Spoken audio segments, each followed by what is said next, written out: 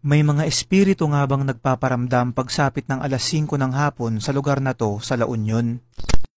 Mga kaibigan, ito ay ang Pindangan Ruins na matatagpuan sa San Fernando, La Union. Isa ito sa pinakaunang natayong simbahan dun sa lugar sa pamumuno ng mga paring Augustinian noong 1764. Kaya lang ito ay nasira noong 1892 dahil sa lindol at hanggang ngayon ay hindi na muli ito inayos. Alam nyo ba na may isang urban legend patungkol dito na meron daw isang paring pugot ang ulo ang nagpaparamdam dun sa lugar at humihingi ng tulong na hanapin ang kanyang nawawalang ulo.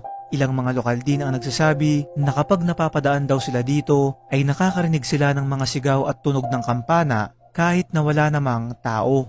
Ayon pa sa ilan ay dahil daw sobrang luma na nung gusali ay maaaring pinamahayan na ito ng mga ligaw na kaluluwa kung saan pinakamalakas raw silang magparamdam pagsapit ng alas 5 ng hapon. Ngayon ay isa na itong tourist attraction sa San Fernando at pwedeng-pwede nyo itong bisitahin lalo na kung mahilig kayo sa mga ganitong kwento na may kinalaman sa hiwaga at sa ating kasaysayan. Para sa mga kaibigan nating taga La Union, ay meron din ba kayong alam na kwento patungkol sa Pindangan Ruins? Ibahagi nyo ito sa comment section at magkakasama natin itong pag-usapan.